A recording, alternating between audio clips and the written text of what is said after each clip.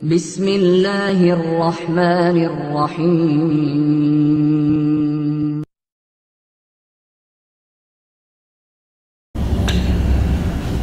بسم اللہ الرحمن الرحیم الثانی الہبہ وتسمی نحلہ وعطیہ الاخر۔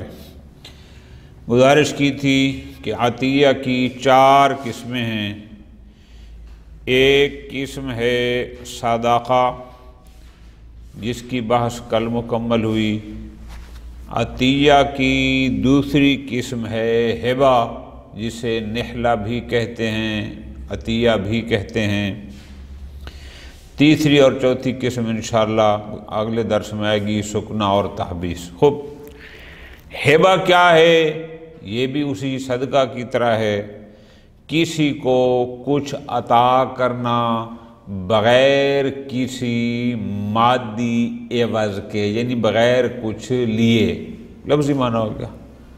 خوب، اسی طرح نحلہ بھی اسی معنی میں استعمال ہوتا ہے۔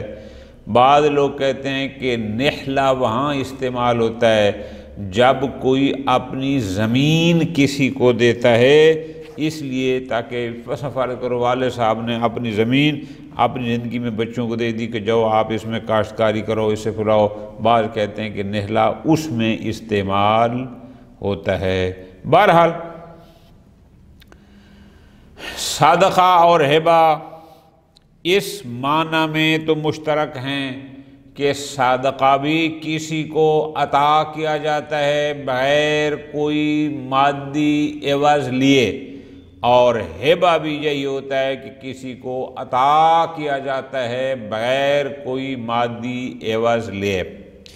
لیکن فرق ہے، صدقہ میں قصد قربت شرط ہے، لیکن ہبہ میں کسی کو آپ نے چیز کوئی گفٹ کرنی ہے تو اس ہبہ کے صحیح ہونے کے لیے قصد قربت شرط نہیں ہے۔ ہاں، اگر آپ قربتاً اللہ کسی کو کچھ گفٹ کرتے ہیں تو پھر آپ ثواب کے مستحق ہو جائیں گے، لیکن اگر ویسے دیں قصد قربت نہ بھی ہو تو ہبہ صحیح ہے، لیکن صدقہ میں قصد قربت شرط ہے۔ دوسرا فرق ہبہ اور صدقہ میں یہ ہے، گزشتہ درس میں کہا تھا کہ واجب صدقات غیر ہاشمیوں کے ہاشمیوں پر جائز نہیں ہیں، حرام ہیں، لیکن ہبہ آپ غیر ہاشمیوں کو کر سکتے ہیں۔ یہ فرق ہو گیا صدقہ اور ہبہ میں۔ چلو درمیان میں ایک بات آ گئی ہے، ایک لفظ ہدیہ بھی استعمال ہوتا ہے، ایک ہوتا ہے ہبہ اور ایک ہوتا ہے ہدیہ۔ ان میں بھی کوئی فرق ہے؟ ہاں فرق ہے۔ ہدیہ عام طور پر وہاں استعمال ہوتا ہے جب نسبتاً کوئی چھوٹا آدمی کسی بڑے آدمی کو گفٹ کرتا ہے، شاگرد استاد کو، مقتدی امام کو، کوئی مثلاً فرض کرو بیٹا باپ کو، ماں کو، جو کسی نسبت سے نسبتاً چھوٹا ہو، وہ نسبت کے لحاظ سے اپنے سے کسی بڑے کو جو گفٹ کرتا ہے اس کو ہدیہ کہتے ہیں، لیکن ہبہ میں یہ عام ہے۔ خوب، ہبہ میں عقد ہے، ہبہ میں ایجاب بھی ہوتا ہے، ہبہ میں قبول بھی ہوتا ہے، اور ہبہ میں قبض و اقبال بھی، جیسے ہم نے صدقہ میں باتیں کی تھیں۔ ٹھیک ہے جی، آسان سی باتیں ہیں جو انشاءاللہ جہاں ضرورت محسوس کروں گا وہاں گزارش کر تفصیل بیان کریں گے۔ الثانی، یعنی عطیہ کی 4 اقسام میں سے دوسری قسم ہے ہبہ۔ ہبہ مصدر ہے، وہبہ یہب وہبن، اور ہبتن یہ بھی اس کا مصدر ہے۔ وتسمی نحلہ، اسی ہبہ کو نحلہ بھی کہتے ہیں، وعطیہ، اور اسی کو عطیہ بھی کہتے ہیں۔ اچھا جی۔ وتفتکروا، چونکہ یہ ظاہر عطیہ کی قسم ہے اور یہ عقود میں سے ہے تو فرماتے ہیں تفتکروا، یہ ہبہ محتاج ہے کس کا؟ الل ایجاب، اور بعد میں آئے گا والقبول والقبض، کہ اس ہبہ میں ایجاب چاہیے، یعنی کوئی واہب ہو جو کسی کو ہبہ کرے، جو ہبہ کرتا ہے وہ واہب کہلاتا ہے، جو شخص قبول کرتا ہے یا جس کو ہبہ کیا جاتا ہے وہ متہب کہلاتا ہے، ٹھیک ہے جی۔ اور جو چیز دی جاتی ہے اس کو کہا جاتا ہے عین موہوبہ۔ تفتقر الی ایجاب، ہبہ کے لیے ایجاب ضروری ہے۔ ایجاب سے مراد کیا؟ یعنی ہوا کل لفظ، ہر وہ لفظ دل علی تملیک العین، جو دلالت کر رہا ہو کہ یہ شخص اپنے عین مال کا دوسرے کو مالک بنا رہا ہے، من غیر عوض، جبکہ اس سے کچھ عوض مقابل میں لے بھی نہیں رہا۔ تو جو ایسا لفظ ہو وہ یعنی اس سے ایجاب ہوگا کہ جس سے یہ پتہ چلے کہ یہ اپنا عین مال، یہ اپنے عین مال کا دوسرے کو مالک بنا رہا ہے۔ تملیک یعنی مالک بنانا۔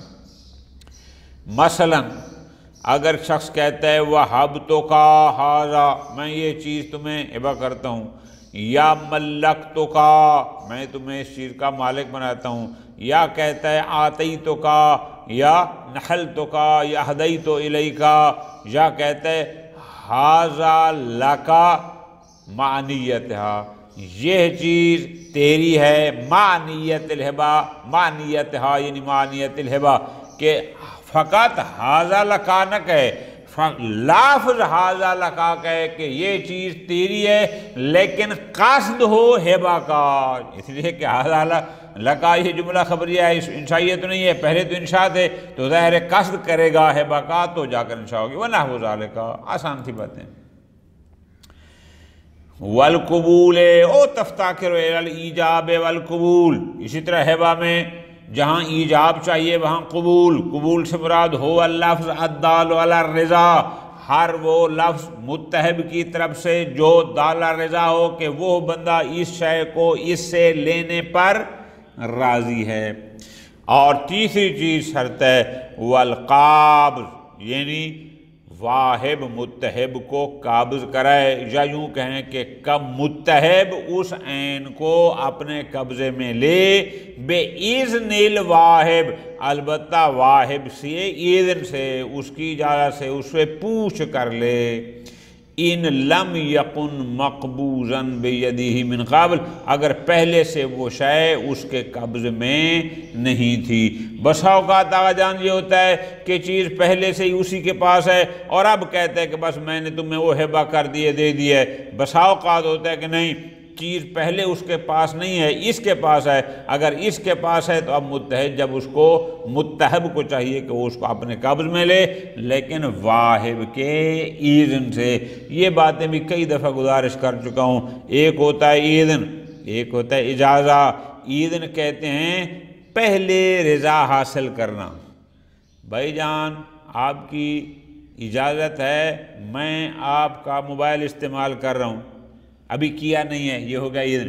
اجازہ ہوتا ہے کہ کام کر لیا پھر اس سے رضایت طلب کرتا ہے، یار میں نے آپ کا موبائل استعمال کیا تھا، وہ کہتے ہیں کوئی مسئلہ نہیں ٹھیک ہے، یہ ہوتا ہے اجازہ۔ بہرحال اذن یعنی پہلے اس سے رضایت طلب کرے، ختم۔ بالکل آسان سی باتیں فرماتے ہیں وَلَوْ وَهَبَهُ مَا بِيَدِهِ، اگر واہب یعنی جو شخص کسی کچھ دینا چاہتا ہے، اگر واہب وہ چیز متہب کو دے رہا ہے ما بیدہی، جو پہلے سے ہی اس کے ہاتھ میں ہے، وہ شخص پہلے سے ہی، یعنی اس نے اس کو کچھ گفٹ کرنا تھا اور وہ چیز پہلے سے ہی اس اگلے بندے کے پاس موجود ہے، لم یفتقر الی قابض جدید، اب یہاں پر نئے سرے سے قابض کہ ایک دفعہ اس سے لے پھر اس کو دے، کوئی ضرورت نہیں ہے۔ ولا اذن فی، اور نہ ہی اس کے لیے کسی نئے اذن کی ضرورت ہے، شاید پہلے سے اس کے پاس موجود ہے اور یہ کہتے ہیں میں نے تمہیں وہ ہبہ کر دی۔ وَلَوْ مُضِيُّ زَمَانٍ يُمْكِنُ فِيهِ قَبْضِ، اور نہ یہ ضروری ہے کہ اتنی دیر گزر جائے، اتنے منٹ کم از کم گزر گئے کہ جس میں قبض اگر کرانا چاہتا تو اتنے وقت میں قبض ہو چکا ہوتا، کوئی ضروری نہیں ہے۔ وجہ یہ ہے لِحُصُولِ الْقَابِضِ الْمَشْرُوط، ہیبہ میں شرط تھا قابض، اور قابض حاصل ہے کیسے؟ وہ پہلے سے ہی چیز اس کے پاس موجود ہے، فاغنا عن قبض آخر، وہی پہلے سے جب شے اس کے ہاتھ میں ہے موجود ہے، وہی پہلا قابض ایک نئے قبض سے مستغنی کرتا ہے، یعنی ضرورت نہیں رہتی کہ شے اس سے واپس لے پھر دوبارہ اس کو پکڑائے، کوئی ضرورت نہیں ہے۔ فرماتے ہیں پس فَأَغْنَا عَنْ قَبْضٍ آخر، وہی پہلا قابض یعنی پہلے سے شے کا اس کے ہاتھ میں موجود ہونا، بس یہ ایک نئے قبض سے بھی مستغنی کر دیا ہے، وَعَنْ مُضِيِّ زَمَانٍ يَسَعُ، اور اس سے بھی کہ نہیں اتنا وقت گزرے کہ جتنا وقت میرا قابض کرانا چاہتا تو کرا دیتا، نہ ان چیزوں کی کوئی ضرورت نہیں ہے۔ کیوں؟ اِذْ لَا مَدْخَلَ لِلزَّمَانِ فِي ذَلِكَ، اس لیے کہ زمانے کا اس میں کوئی دخل نہیں۔ بھئی ایک مال ہے، اس نے اس کو پکڑانا ہے، اب اتنی دیر آدھا گھنٹہ گزرنا چاہیے، چونکہ اگر یہ اس کو نئی قبض کراتا تو آدھا گھنٹہ کم از کم لگتا، اب بھی آدھے گھنٹے بعد وہ اس کی ملکیت ہوگی، فرماتے ہیں نا۔ کیوں؟ وَكَوْنِهِ مَقْبُوضًا، اس لیے کہ شاید پہلے سے ہی اس متحب کے قبضے میں ہے، لہذا اب یہ نہیں ہے میرا موبائل آغا ارتقاء کے پاس ہے، میں کہتا ہوں جی میں یہ موبائل آپ کو گفٹ کرتا ہوں، وہ قبول کرتا ہے تو بس یہاں سے ہیبہ ٹھیک ہو گیا۔ اب یہ نہیں کہ اتنی دیر میں انتظار کروں کہ اگر میں موبائل دینا چاہتا تو مجھے 10 منٹ چاہیے تھے، 5 منٹ 15 منٹ، اس کی کوئی ضرورت نہیں ہے۔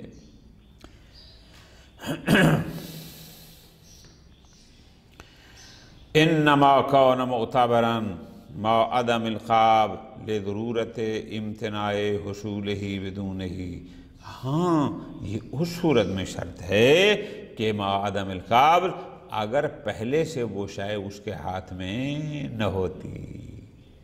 توجہ فرما دی، یہ اس صورت میں تھا، کیوں؟ لضرورت امتناع حصولہ بدونہ، اس لیے کیونکہ قابض بغیر مضی زمان کے ممتنع ہے۔ اب تھوڑی سی سطر ہے، مقصد آپ سننا ہے۔ انہوں نے کہا ہے میرے پاس موبائل ہے، دینا چاہتا ہوں آغا ارتقاء کو، اب ممکن ہے اس دینے میں مجھے 10 منٹ لگ جائیں، ادھر سے اٹھاؤں کمرے سے اس کمرے میں جاؤں تو یہ ہو کیا زمانہ۔ ہم نے کہا کہ اگر پہلے سے اس کے پاس موجود ہے تو اس 10 منٹ کی انتظار کی کوئی ضرورت نہیں ہے۔ آگے فرماتے ہیں انما کان معتبرا، وقت اس وقت چاہیے ہوتا ہے انما کان معتبرا ما عدم القابض، کہ اگر وہ شے متحب کے پاس پہلے سے موجود نہ ہو تو، کیوں؟ لضرورت امتناع حصول ہی بدون ہی، اس لیے کہ یہ کیسے ہو سکتا ہے کہ قابض ہو، قابض بھی نیا کرایا جائے اور وقت نہ لگے۔ بھائی چاہے وہ وقت 2 منٹ لگے یا 20 منٹ لگے یا 5 منٹ لگے، لیکن قابض کے لیے کچھ وقت تو لگتا ہے نا، تو وقت اس وقت معتبر ہوتا ہے جب پہلے سے قابض نہ ہو۔ لیکن اگر پہلے سے ہی شے اس کے پاس موجود ہے، مال مقبوض ہے، جو عین دی جا رہی ہے وہ عین مقبوضہ ہے، اب اس کے لیے وقت نہیں ہے، ختم ہوگی بات۔ شہید نے فرمایا اگر عین موہوبہ پہلے سے متحب کے قابض میں ہے تو نئے قابض کی کوئی ضرورت نہیں ہے، اتنا کہہ دیا۔ شہید ثانی فرماتے ہیں وَإِطْلَاقُ الْعِبَارَةِ، شہید اول رحمت اللہ علیہ کی عبارت کا مطلق ہونا، کیوں؟ شہید اول نے یہی کہا ہے کہ اگر وہ پہلے سے اس کے قبضے میں ہے تو نئے قابض کی ضرورت نہیں ہے۔ تو جواب کیا فرماتے ہیں؟ اطلاق عبارہ یقتضی عدم الفارق، لہذا اگر پہلے سے وہ قبض میں ہے متحب کے، نئے قبض کی نہیں ہے، عبارت سے یہ لگتا ہے کہ اب اس میں کوئی فرق نہیں۔ بین قونہ بیدہ بایدائن، چاہے اس واہب نے پہلے وہ مال امانتاً متحب کے پاس رکھا ہوا تھا، او عاریتاً، یا واہب کا یہ مال اس متحب کے قبضے میں عاریتاً تھا، او غصب، یا اس واہب کا وہ مال متحب نے پہلے غصب کیا ہوا تھا اور اب یہ اس کو ہبہ کرنا چاہتا ہے، او غیر ذالک، شہید کی بات رکھتی ہے کہ کسی بھی وجہ سے اگر وہ عین موہوبہ متحب کے پاس پہلے سے موجود ہے، اب نئے قابض کی ضرورت نہیں ہے۔ والوجہ واحد، وجہ وہی ہے، کون سی؟ کیونکہ ہیبہ میں شرط تھا قابض، اور وہ قابض پہلے سے ہی حاصل ہے، لہذا کسی نئے قابض کی ضرورت نہیں۔ لیکن شہید ثانی فرماتے ہیں وکیل بالفرق بین القبض باذنہ وغیرہ، بعض لوگ کہتے ہیں کہ نا جو واہب کا مال اس متحب کے قبضے میں تھا اس میں فرق ہے، آیا وہ مال متحب کے ید میں، اس کے قبضے میں اس واہب کے اذن سے تھا یا بغیر اذن کے؟ کیا مطلب؟ یعنی واہب نے خود اس کے پاس رکھا ہوا تھا، یا خود اس کو دیا ہوا تھا، یا اس نے اس سے پوچھ کر اٹھایا تھا، یا یہ ہے کہ نہ اس کا اذن نہیں تھا، اس نے چوری کر لیا تھا، اس نے ڈاکہ مار لیا تھا اور ابھی اس کو ہبہ کرنا ہے۔ بعض اس فرق کے قائل ہیں، وہ کہتے ہیں اگر متحب کے قبضے میں وہ مال، پوری توجہ، اذن واہب سے تھا، پھر نئے قابض کی ضرورت نہیں ہے۔ لیکن اگر بغیر اذن قابض واہب تھا، مثلا متحب نے غصب کیا ہوا تھا، تو پھر نئے قابض کی ضرورت ہوگی، یعنی ایک دفعہ اس کو لے اور پھر دوبارہ اس کو دے۔ وجہ اذ لا یدع للغاصب شرعا، چونکہ جو شخص غاصب ہوتا ہے اور وہ غصب کر کے کسی مال کو قبضے میں لیتا ہے، وہ غاصب کا قبضہ شرعی قبضہ نہیں ہوتا، اس کی کوئی اہمیت نہیں ہوتی۔ ختم، بالکل آسان سی باتیں۔ اسی طرح اذا وهب الولی الصبیہ اب الصبیۃ ما فی ید الولی کفی الایجاب، ایک نابالغ بچہ ہے یا بچی ہے، اس کا ایک ولی شرعی ہے، ولی شرعی اپنا مال اس نابالغ بچے یا بچی کو ہبہ کرنا چاہتا ہے۔ اب ظاہر ہے یہ ولی ہے، بچہ یا بچی جو نابالغ ہوتے ہیں ان کی طرف سے ایجاب و قبول تو سب اسی نے کرنا ہوتا ہے۔ فرماتے ہیں کوئی مشکل نہیں، کوئی مشکل نہیں۔ ولی کے پاس مال ہے، پوری توجہ، ایک شخص ولی ہے، اس کے پاس موبائل ہے اور وہ ہبہ کرنا چاہتا ہے ایک نابالغ کو، جو مولا علیہ ہے، جس کا یہ خود ولی ہے، چیز جس کے اپنے ہاتھ میں ہے، کوئی مشکل نہیں۔ یہ ولی یعنی اس لحاظ سے کہ یہ اس مال کا مالک ہے، یہ ایجاب کر دے گا، اور اس لحاظ سے کہ یہ اس بچے یا بچی کا ولی شرعی ہے، ولی ہونے کے ناطے اس کو قبول کر لے گا، کوئی مسئلہ نہیں ہے۔ ٹھیک ہے جی۔ وَقَضَى، اسی طرح مثال دے رہے ہیں یعنی کسی نئے قبض کی ضرورت نہیں ہے۔ وہ کہاں پر؟ اذا وهب الولی الصبیہ والصبیۃ، کہ اگر کسی نابالغ بچے یا بچی کا شرعی ولی ہبہ کرتا ہے ما فی ید الولی، ایسی شے کو کہ جو اس ولی کے اپنے قبضے میں ہے پہلے سے، فرماتے ہیں کوئی مسئلہ نہیں، کفل ایجاب، بس ایجاب کافی ہے، کسی نئے قبض کی ضرورت نہیں ہے، بس کفل ایجاب والقبول۔ وہی اس لحاظ سے کہ وہ مالک ہے تو وہ موجب بن جائے گا، اس لحاظ سے کہ وہ ان بچوں کا ولی شرعی ہے، ان کی طرف سے قبول کر لے گا، بس جو ہی ایجاب و قبول ہوگا وہ ہبہ شرعی بن جائے گا۔ من غیر تجدید القابض، نئے سرے سے ایک اور یعنی دوبارہ قابض کی ضرورت نہیں ہے۔ یعنی ایسا نہیں کہ جو موبائل پہلے اس کے پاس ہے اس موبائل کو رکھ دے، اب کہے کہ اب میں اس موبائل کو اپنے قبضے میں لے رہا ہوں، ان بچوں کی نیابت میں ان کا ولی ہونے کے ناطے کوئی ضرورت نہیں ہے۔ کیوں؟ لحصولہ بیدہ، اس لیے کہ شاید پہلے سے ہی وہ مال موہوب اس کے قبضے میں ہے، وہی بمنزلۃ یدہ، اور بس ید ولی گویا بمنزلۃ ید صبی ہے، گویا کہ ولی کا جو قابض ہوگا وہی صبی کا قابض ہوگا۔ جب سارے امور میں وہ بچہ یا بچی کے باقی امور شریعہ میں قبض وغیرہ وہی کرتا ہے، یہاں بھی وہی ہوگا۔ لہذا ولا مضی و زمان، اور نہ یہ ضرورت ہے کہ 5-10 منٹ گزرنے چاہیے یا 4 منٹ گزرنے چاہیے تاکہ وہ اتنی دیر میں اگر وہ قابض کرانا چاہتا تو کرا دیتا، اس کی کوئی ضرورت نہیں۔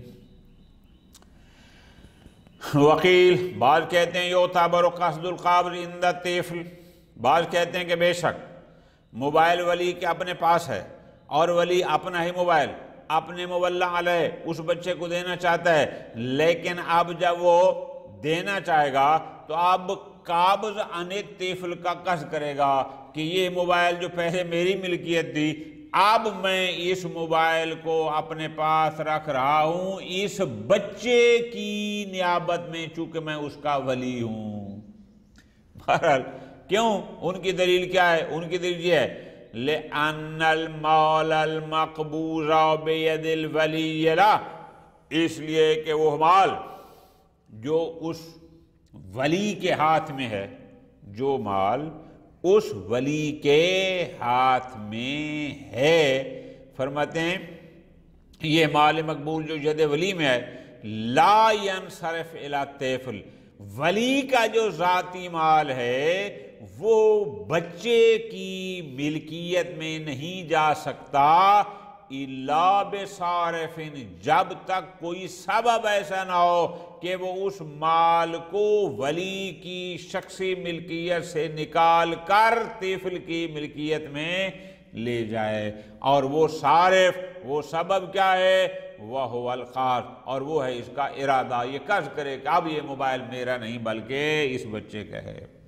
شہید فرماتے ہیں وَقَلَامُ الْأَصْحَابِ مطلق، البتہ علماء اکرام نے اس بارے میں کوئی زیادہ وضاحت نہیں کی۔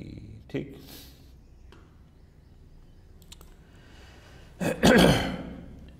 بات ہماری چل رہی تھی ہبہ کی، اس ہبہ کے ذیل میں ایک اور بحث ہے کہ ایک اصطلاح استعمال ہوتی ہے ہبہ یا ہدیہ، اور ایک استعمال ہوتی ہے اصطلاح ابراء کی، ان دو میں فرق کیا ہے؟ پوری توجہ۔ فرماتے ہیں ہبہ میں عین مال کسی کو دیا جاتا ہے اگر پہلے سے اس کے ذمے، اس کے قبضے میں نہ ہو، یا اگر پہلے سے وہ عین مال قبضے میں ہے تو اب ہم کہتے ہیں کہ بھائی ٹھیک ہے اب میں وہ تمہیں ہدیہ کرتا ہوں، گفٹ کرتا ہوں، ہبہ کرتا ہوں۔ ابراء یہ ہوتا ہے کہ دوسرے کے ذمے اس کا کوئی حق ہے اور یہ اپنے اس حق سے اس شخص کو بریء ذمہ قرار دے۔ پوری توجہ کرنی ہے۔ وہ کیسے؟ اس کے ذمے اس کا ایک حق ہے، ٹھیک ہے جی۔ اب یہ کیا کہتا ہے کہ میں اس حق سے تمہیں بریء ذمہ کرتا ہوں۔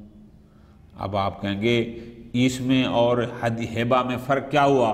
جواب آپ کا یہ ہوگا کہ ہبہ میں ایجاب، قبول اور قابض شرط ہے، ابراء میں قبول شرط نہیں ہے۔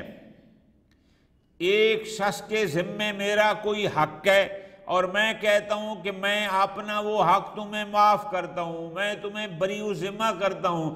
شہید فرماتے ہیں اب اس شخص کے لیے کہ جس کو بری کیا جا رہا ہے یہ قبول کرنا شرط نہیں ہے کہ چلو ٹھیک ہے آپ مجھے بریء ذمہ کرتے ہیں تو مجھے قبول ہے۔ فرماتے ہیں نا، کیوں؟ فرق ہے، فرق یہ ہے ہبہ میں قبول شرط ہے، ابراء میں نہیں۔ وجہ یہ ہے ہبہ میں ایک مال کی ملکیت دوسرے کی طرف نقل کی جا رہی ہوتی ہے، اس لیے وہاں قبول شرط ہے کہ اگلا بندہ اس مال کو اپنی ملکیت میں لینے پر راضی بھی ہے یا نہیں ہے۔ لیکن ابراء میں فقط اسقاط حق ہے۔ ابراء میں یہ ہے کہ بھائی آپ کے ذمے جو میرا حق تھا بس میں اس حق کو ساقط کرتا ہوں، میں تمہیں بریء ذمہ قرار دیتا ہوں۔ فرماتے ہیں ابراء میں قبول شرط نہیں ہے۔ ٹھیک ہو جی، اب یہ فرق ہو گیا۔ اور بھی باتیں اس میں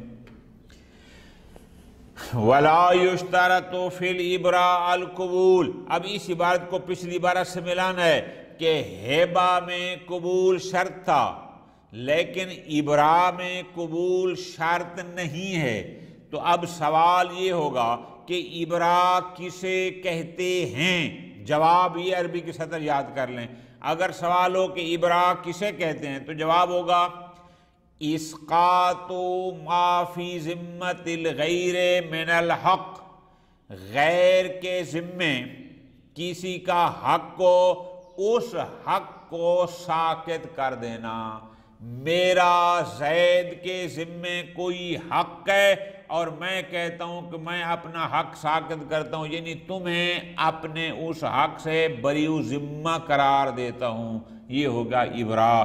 اب اس ابراء میں فرماتے ہیں قبول شرط نہیں ہے، کیوں؟ لِأَنَّهُ إِسْقَاطُ حَقٍ لا نقل ملکن، اس لیے ہبہ میں ہوتا ہے نقل ملکیت کہ ایک مال کی ملکیت دوسرے کی طرف نقل ہو رہی ہے، لیکن ابراء میں فقط اسقاط حق ہے کہ اس کا اس پر ایک حق تھا اور یہ اپنے اس حق کو ساقط کر رہا ہے۔ فرماتے ہیں چونکہ یہ محض اسقاط حق ہے لہذا قبول شرط نہیں ہے، یہ کوئی نقل ملک نہیں ہے۔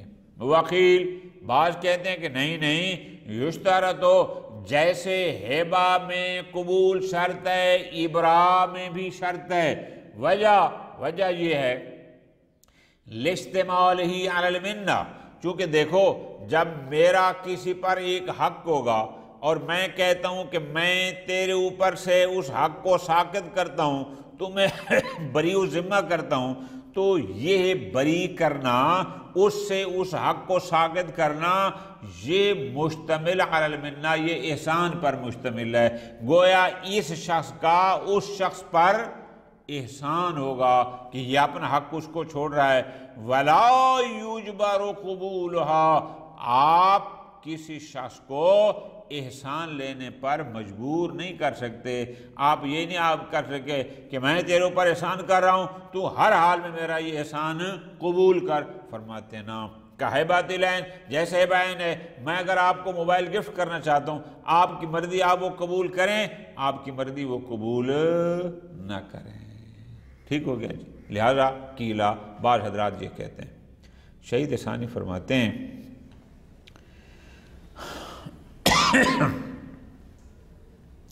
والفرق واضح، اچھا کیا فرماتے ہیں نا ابراء اور ہبہ میں واضح فرق ہے۔ ابراء ہبہ میں کیا ہے، میں ایک موبائل کا ڈبہ اٹھاتا ہوں، اس کے حوالے کرتا ہوں، اب اس کی مرضی وہ لے یا نہ لے۔ ابراء میں کیا ہے کہ فقط میں اپنا حق جو اس سے میں مانگ سکتا تھا اس کو اس سے ساقط کر رہا ہوں کہ بھائی میں تمہیں بری ذمہ قرار دیا ہے، بس میرا تیرے اوپر کوئی حق نہیں ہے۔ ان دو میں بڑا واضح فرق ہے، آپ نقل ملک اور اسقاط حق کو ایک جیسا قرار نہ دیں۔ خوب، بالکل آسان۔ آگے فرماتے ہیں وَكَذَلِكَ لَا يُشْتَرَطُ فِي الْهِبَةِ الْقُرْبَةِ، صدقہ میں قصد قربت شرط تھا لیکن فرماتے ہیں ہبہ میں قصد قربت شرط نہیں ہے، ہبہ میں قصد قربت شرط نہیں ہے، کیوں؟ للعاصل، اصل عدم اشتراط ہے، جب تک کہ اس چیز کا شرط ہونا ثابت نہ ہو۔ لیکن لا یصاب علیہا بدونہا، لیکن یہ بات ذہن میں رکھنی ہے کہ ہبہ ہدیہ ثواب بغیر قصد قربت کے نہیں ملتا، ہبہ پر ثواب تب ملے گا جب یہ قصد قربت کے ساتھ کسی کو ہبہ کرے گا، ہدیہ کرے گا۔ وَمَاهَا، یعنی وَمَا الْقُرْبَةِ، اگر یہ بندہ کسی کو کوئی چیز گفٹ کرتا ہے اور ساتھ قصد قربت بھی کرتا ہے تَصِيرُ عِوَضًا، تو گویا وہ جو ثواب ملے گا گویا یہ ہبہ معاوضہ بن جائے گا، وہ ثواب ہوگا، وہ عوض کیا ہوگا؟ وہی ثواب اجر اخروی کا صدقات، جیسا کہ صدقہ میں تھا، ٹھیک ہو گیا۔ اگلی بات پوری توجہ کرنی ہے، ہمارے معاشرے میں یہ جو مسئلہ ابھی ہم پڑھ رہے ہیں یہ عام ہوتا ہے، تقریباً ہر گاؤں میں 2-3 لوگ ایسے ہوتے ہیں جو ایسا کام کرتے ہیں۔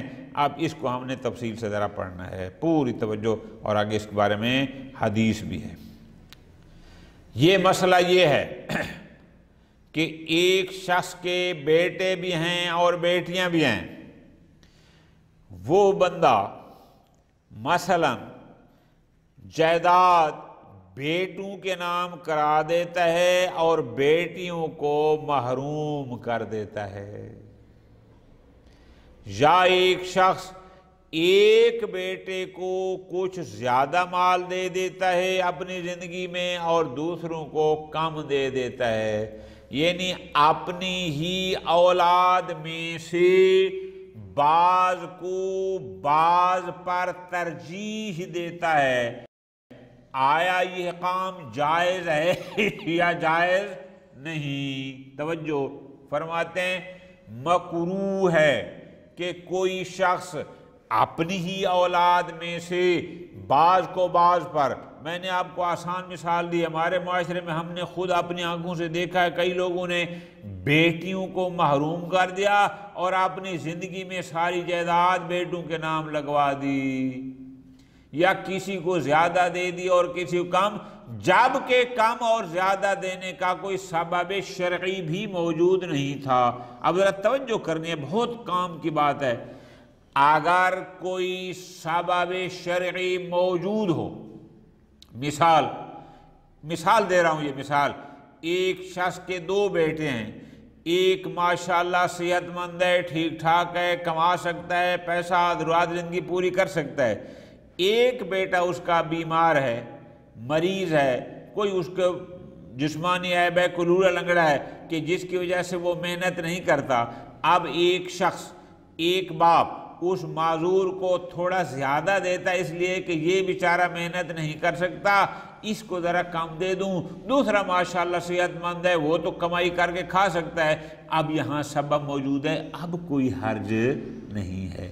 یہ اس صورت میں ہے کہ جب کسی کو زیادہ دینے کا کوئی ایسا سبب بھی موجود نہ ہو، اور پھر اس بارے میں پیغمبر اکرم صلی اللہ علیہ وسلم کی حدیث بھی موجود ہے۔ ٹھیک ہو گیا جی؟ خوب، یہ خلاصہ تھا۔ فرماتے ہیں وَيُكْرَهُ تَفْضِيلُ بَعْضِ الْوُلْدِ عَلَى بَعْضٍ، اپنی اولاد میں سے بعض کو بعض پر فضیلت دینا، کسی کو کم اور کسی کو تھوڑا دینا، یہ مکروہ ہے۔ وَإِنِ اخْتَلَفُوا فِي الذُّكُورَةِ وَالْأُنُوثَةِ، چاہے وہ مذکر مؤنث ہونے میں، یعنی بیٹے بیٹیاں ہونے میں مختلف بھی کیوں نہ ہو، کہ یہ سارا کچھ بیٹوں کو دے دے بیٹیوں کو نہ دے، یا دے تو دونوں کو لیکن بیٹوں کو بہت زیادہ دے اور بیٹیوں بیچاروں کو بہت کم دے، مکروہ۔ کیوں؟ فرماتے ہیں دو خرابیاں ہیں۔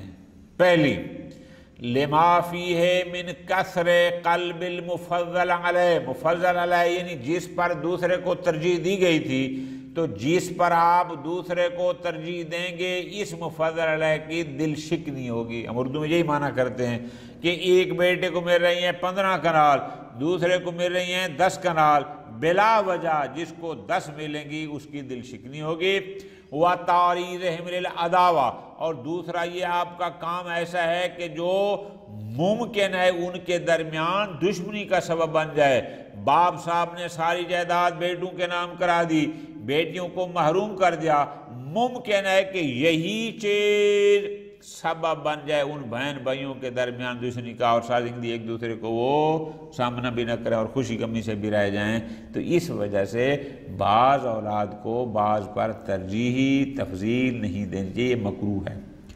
روایت ہے کہ ان النبی صلی اللہ علیہ وآلہ وسلم قال لمن آتا بعض اولادہ شیئا، ایک شخص آتا ہے پیغمبر خدمت میں، اچھا اس نے کیا کیا تھا، اس نے اپنی اولاد میں سے کچھ کو کچھ دے دیا اور دوسروں کو مثلا نہ دیا یا کم دیا۔ پیغمبر اکرم صلی اللہ علیہ وآلہ وسلم ایک سوال کرتے ہیں، توجہ، کون سا سوال؟ فرمایا اکلُّ ولدک،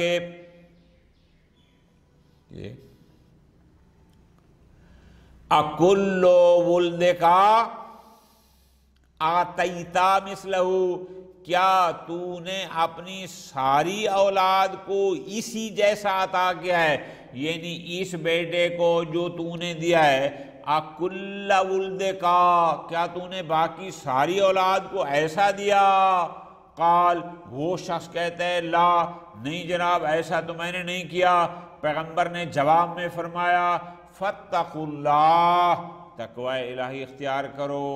وعدلوا بین اولادکم اپنی اولاد کے درمیان عادل کرو.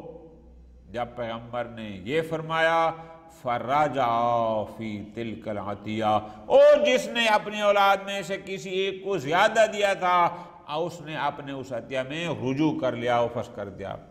وفی روایت اخری بلکہ ایک حدیث میں یہ ہے کہ پیغمبر نے اس شخص کو کہا کہ تو نے ایک کو زیادہ دیا باقیوں کو نہیں دیا اور مجھے آیا ہے اب تو اس پر گواہ بنانے. پیغمبر نے فرمایا لا تشہدنی علی جور ظلم پر تو مجھے اپنا گواہ نہ بنا.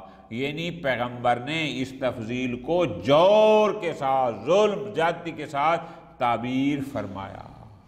ٹھیک ہے فرماتے ہیں وہی سو یفعل اگر فرض کرو ایسا ہو جائے کسی نے ایسا کر دیا ہے کہ ایک کو دوسروں پر ترجیح دی ایک کو حصہ زیادہ دے دیا دوسروں کو کم. فرماتے ہیں یستحب الفاسخ فاسخ مستحب ہے کوشش کرے کہ اس کو ختم کر دے ما امکان ہی اگر وہ ممکن ہو تو اگر نہ ہو تو یہ اور بات ہے کیوں حدیث بات کرتی. لیکن ذهب بعض الاصحاب الى التحریم جبکہ بعض بزرگان مثلا ابن جنید وہ کیا فرماتے ہیں بعض علماء کہتے ہیں کہ ایسا کرنا حرام ہے. ٹھیک ہو گیا. وفی المختلف خص الکراہۃ بالمرض والاعصار لدلالۃ بعض الاخبار. اچھا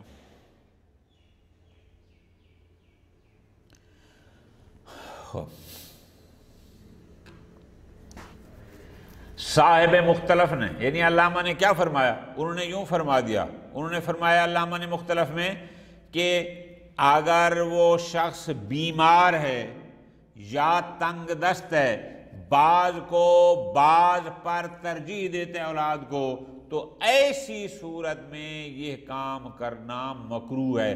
یعنی کراہت کو خاص کیا ہے بیماری اور تنگ دستی. غریب آدمی تھا پہلے سے ہی مال تھوڑا ہے اور پھر بعض کو بعض پر ترجیح دے رہا ہے یا بیمار ہے اور بیماری کی صورت میں بعض کو بعض پر ترجیح دے تو وہ فرمایا صورت میں یہ مکروہ ہے. کیوں لدلالۃ بعض الاخبار علیہ چونکہ بعض روایات اسی پیداد کرتی ہیں کہ بیماری کی حالت میں یا تنگ دستی میں ایسا نہ کرے. لیکن شہید ثانی فرماتے ہیں الاقوی الکراہۃ مطلقہ ہمارے نزدیک اقوی یہ ہے کہ نہیں چاہے وہ بیمار ہو چاہے صحت مند ہو چاہے تنگ دست ہو چاہے مالدار ہو مطلقاً مکروہ ہے. کیا کہ اپنی اولاد میں سے بعض کو زیادہ دے اور بعض کو کم دے یہ مکروہ ہے. ہاں واستثنیٰ من ذالک البتہ بعض صورتیں ایسی ہیں کہ جو اس کراہت سے مستثنیٰ ہیں یا حرمت سے کیا کہ وہاں آپ ایک کو زیادہ اور دوسرے کو کم دے سکتے ہیں لیکن کب ما لو اشتمل المفضل علی معنی یقتضی ہے. ہاں اگر آپ جس کو فضیلت جس کو ترجیح دے رہے ہیں اس میں کوئی ایسی چیز ہے جو تقاضا کرتی ہے کہ اس کو تھوڑا زیادہ دیا جائے نسبتاً باقیوں کے. کیسے کہ حاجت زائدہ اس بیچارے کی اولاد بہت زیادہ ہے اس کی کم ہے یا یہ بہت بیمار ہے اور وہ صحت مند ہے اس کی ضروریات زندگی بہت ہیں لہذا اس کو تھوڑا زیادہ دے دیں. وضمانت یا خدا نخواستہ وہ زمین گیر ہے ڈوڑا لنگڑا ہے اس وجہ سے. واشتغال بعلم یہ ماشاءاللہ پڑھ رہا ہے ابھی اس نے بہت کچھ پڑھنا ہے اور یہ ادھر محنت مزدوری نہیں کر سکتا. او نقص المفضل علیہ یا جس پر ترجیح دی رہی ہے اس بدبخت میں کوئی کمی ہے کیوں کہ وہ سفیہ ہے راشد نہیں ہے.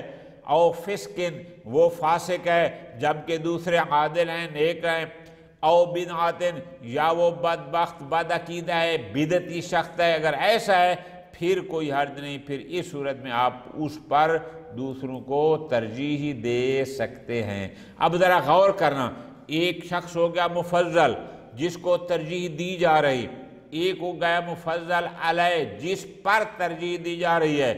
اگر شخص فاسق ہے، صفی ہے، بدعتی ہے، بد عقیدہ ہے تو اس پر دوسرے کو ترجیح دیں، پھر بھی کوئی کراہت نہیں. یا دوسرا شخص عالم ہے، مشغول بالعلم ہے، یا زمین گیر ہے، یا ضروریات زیادہ ہیں اور اس وجہ سے ترجیح دے رہے ہیں، پھر بھی کوئی حرج نہیں. ٹھیک ہو گیا جی.